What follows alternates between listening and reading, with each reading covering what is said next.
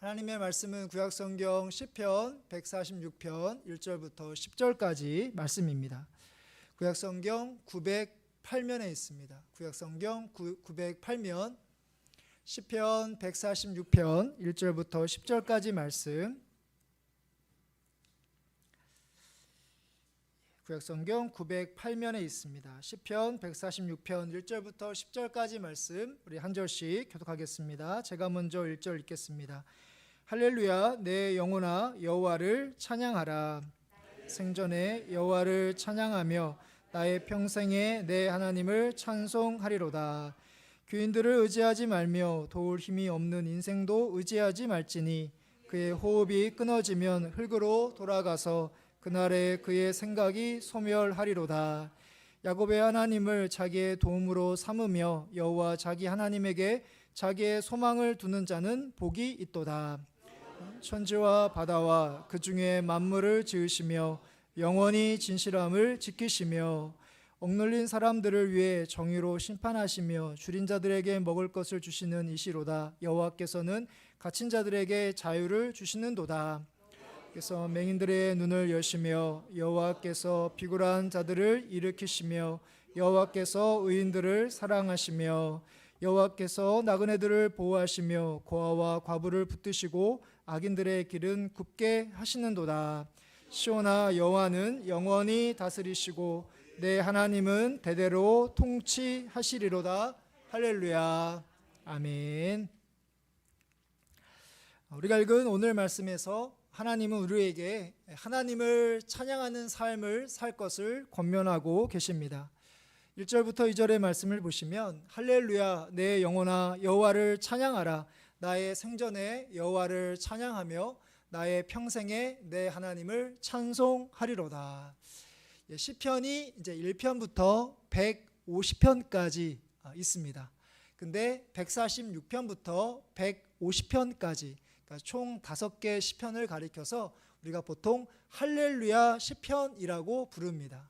그러니까 146편부터 150편까지는 처음에 그 시가 할렐루야로 시작해서 또한 끝날 때에도 할렐루야로 마치기 때문에 우리가 흔히 146편부터 150편까지를 할렐루야 시편이라고 부르는데요. 우리가 읽은 오늘 말씀에서도 10절의 말씀을 보시면 시온아, 여호와는 영원히 다스리시고 내 하나님은 대대로 통치하시리로다. 할렐루야, 이렇게 끝나고 있습니다. 그러니까 1절에서 할렐루야로 시작해서 10절에서 할렐루야로 마치고 있다는 것을 우리가 확인할 수 있습니다. 이렇게 하나님을 찬양하라 라고 하면서 오늘 시인은 내 영혼아, 그리고 나의 생전에 나의 평생에 이런 구절을 사용하고 있습니다.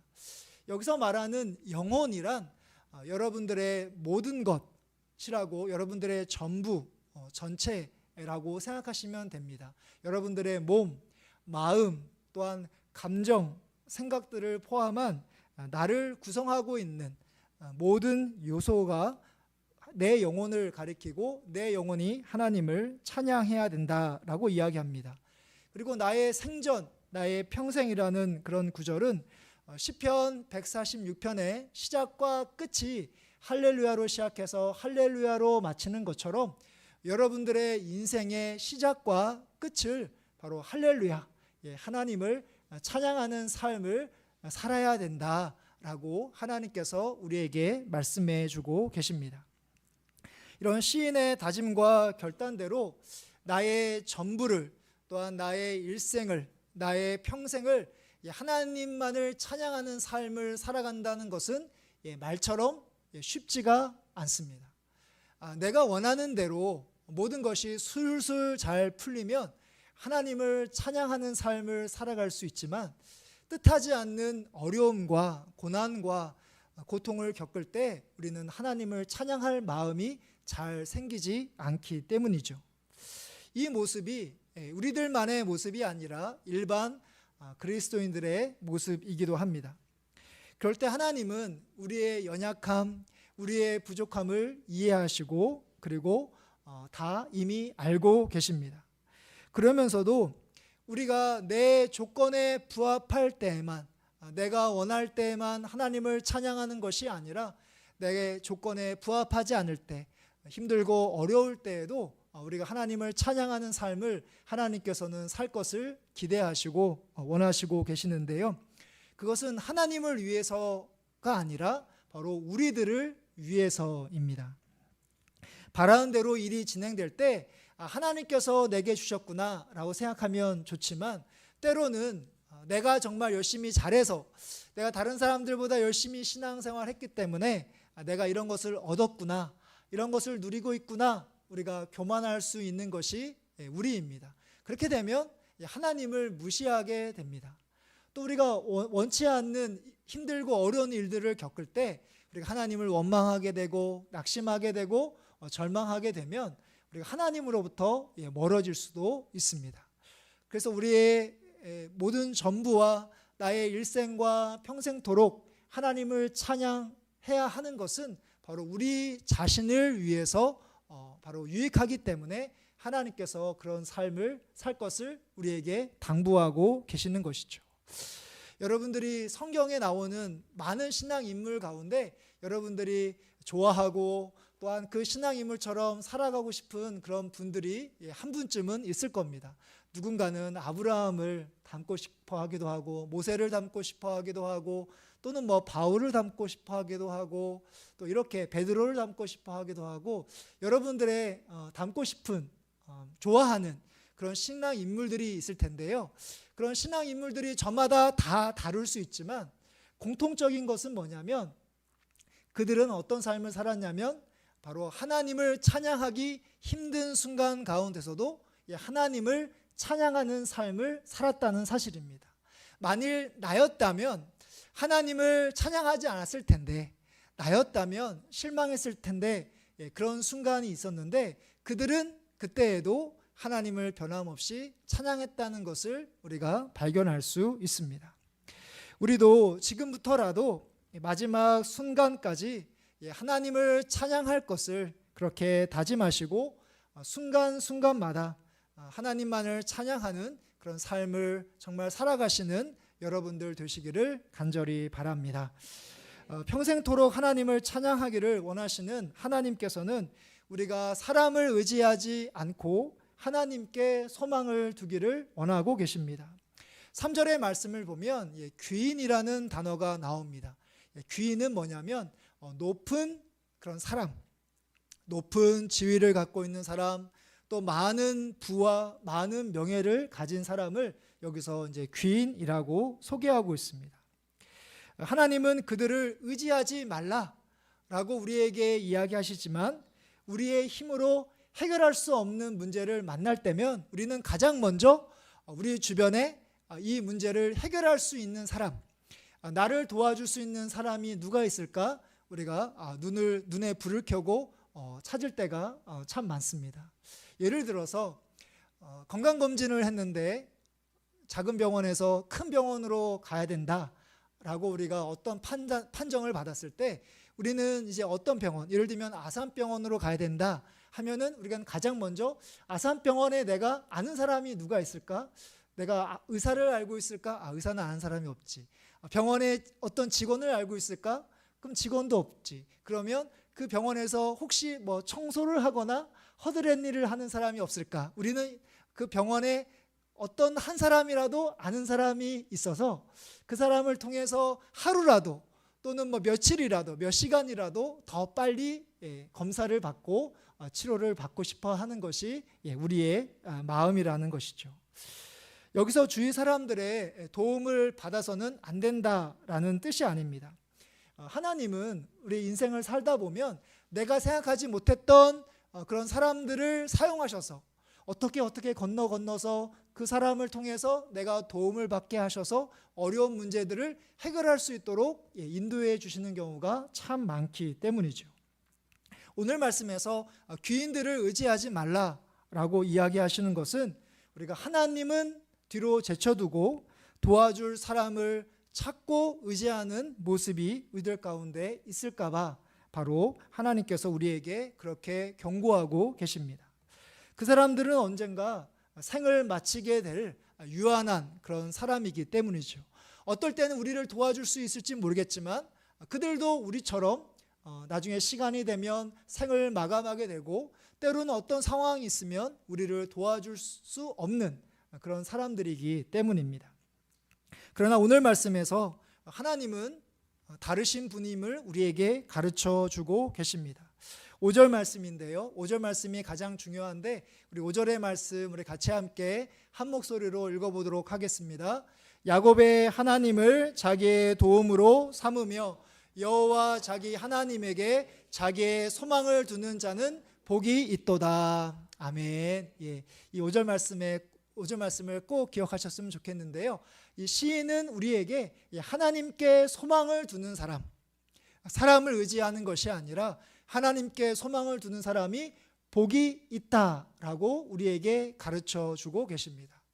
말씀을 준비하면서 5절의 말씀을 보니까 한 절 말씀에 똑같은 단어가 3번 나오는 것을 볼 수 있습니다. 5절의 말씀을 보면 자기의라는 그런 구절이 5절에서 3번 나오는 것을 볼 수 있습니다. 보면은 야곱의 하나님을 자기의 도움으로 삼으며 여호와 자기 하나님에게 또 자기의 소망을 두는 자는 복이 있도다라고 우리에게 말씀하고 계십니다.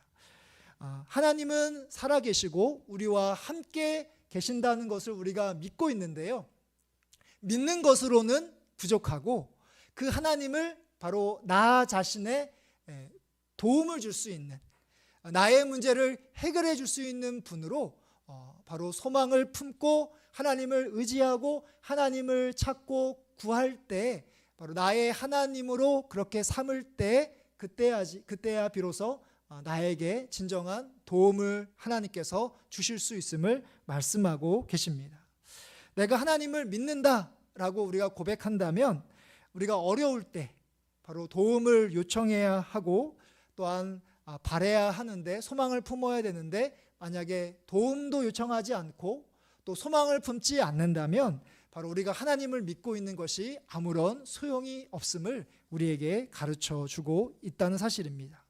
5절의 말씀을 보면 야곱의 하나님이라는 구절이 나옵니다. 야곱의 하나님. 우리가 성경 말씀, 창세기의 말씀에 보면 야곱이 믿고 있는 하나님이 나오는데요.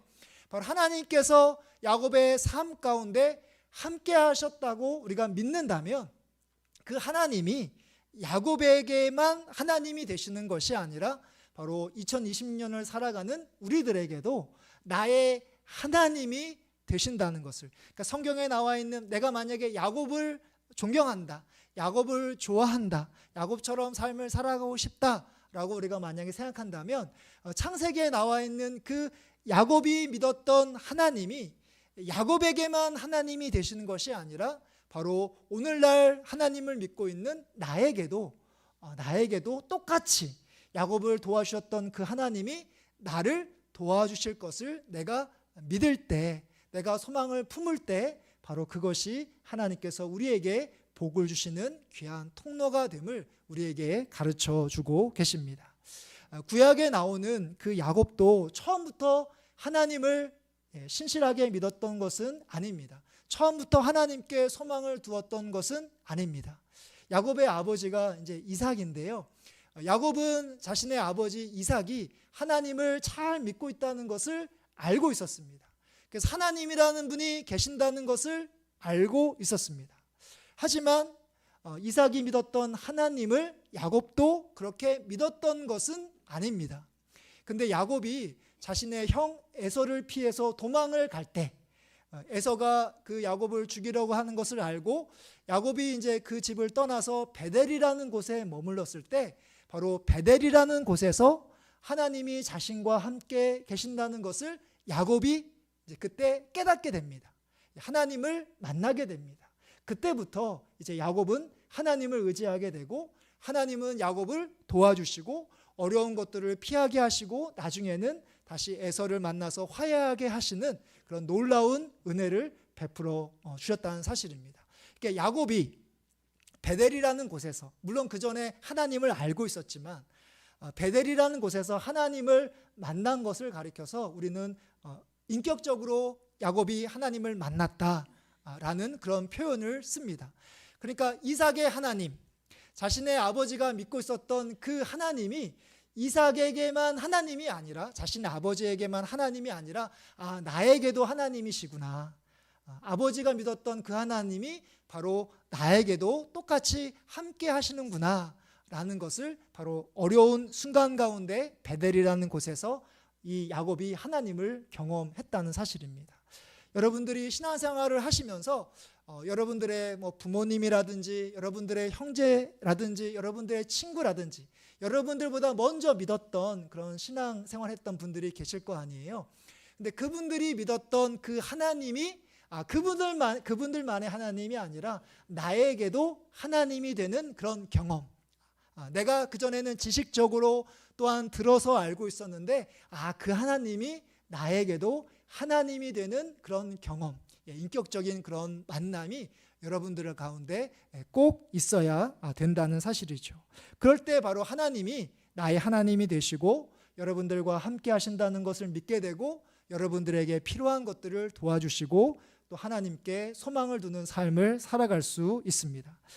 그 야곱의 하나님이 바로 여러분의 하나님이심을 믿고 또한 그분께 도움을 구하시고 또 하나님께 소망을 품으시는 가운데 정말 오늘 말씀처럼 정말 하나님 안에서 복된 삶을 살아가시는 여러분들 되시기를 바랍니다.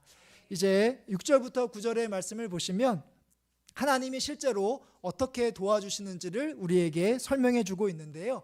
6절부터 9절에 보면 이렇게 나와 있습니다. 7절의 말씀을 보시면 억눌린 자, 또는 줄인 자, 그리고 갇힌 자, 그리고 8절의 맹인들, 또한 비굴한 자들, 또 의인들, 그리고 9절에 보면 나그네, 고아, 과부들의 필요를 채워주시고 도와주시는 분이 우리가 믿고 있는 하나님이심을 가르쳐주고 계십니다. 하나님은 자비와 긍휼이 많으셔서 이 세상을 만드시고 우리와 함께 하시는 신실한 분이시기 때문입니다. 6절의 말씀인데요. 6절의 말씀을 보시면 여호와는 천지와 바다와 그 중에 만물을 지으시며 영원히 진실함을 지키시며 라고 말씀하고 계십니다. 우리가 하나님을 가리켜서 하나님이 이 세상을 만드셨음을 제가 믿습니다. 모든 천지 만물을 만드셨고 저도 만드셨습니다 라고 우리가 고백할 때 하나님이 정말 뛰어난 능력을 가지신 분이라는 것도 포함되어 있지만 하나님이 모든 만물을 창조하셨다는 것은 무슨 뜻이냐면 우리의 모든 것들을 책임져 주신다. 6절의 말씀 보면 영원히 진실함을 지키신다 이렇게 되어 있잖아요. 하나님이 우리를 만드셨다는 것은 뭐냐면 우리를 끝까지 책임져 주신다 라는 그런 뜻이 이 말씀 가운데 담겨져 있습니다. 그래서 시인은 오늘 말씀 10절의 마지막 부분을 보면 하나님을 가리켜서 영원히 다스리시고 또한 영원히 통치하시는 분이십니다 라고 그렇게 고백하고 있습니다. 말씀을 이제 마무리하려고 하는데요. 이 시인의 고백처럼 시인의 고백이 우리의 고백이 되어서 하나님께서 우리를 만들어 주시고 우리를 책임져 주시고 또 우리에게 필요한 것들을 날마다 공급해 주시는 그런 좋으신 신실하신 하나님임을 날마다 믿으시기를 바랍니다. 또한 다른 사람들을 의지하지 마시고 또한 높은 사람들을 의지하는 것이 아니라 하나님께만 소망을 두시는 그런 삶을 살아가시기를 바랍니다. 또한 과거에서부터 지금까지 또한 좋을 때뿐만 아니라 힘들 때에도 하나님을 찬양하는 삶을 살아오셨던 것처럼 지금부터 또 영원까지 하나님께서 우리를 부르시는 순간까지 또 우리가 바라고 원하는 좋은 일들이 있을 때에도 하나님을 찬양하시고 내가 잘해서가 아니라 하나님께서 은혜를 베풀어 주셨기 때문에 하나님을 찬양하시고 때로는 내가 힘들고 또한 내가 겪고 싶지 않은 어려움을 겪을 때에도 바로 하나님께서 나와 함께 하신다는 것을 의지하는 가운데 평생토록 또한 일생 동안 하나님만을 찬양하시는 귀한 믿음의 성도님들 되시기를 주님의 이름으로 축복합니다.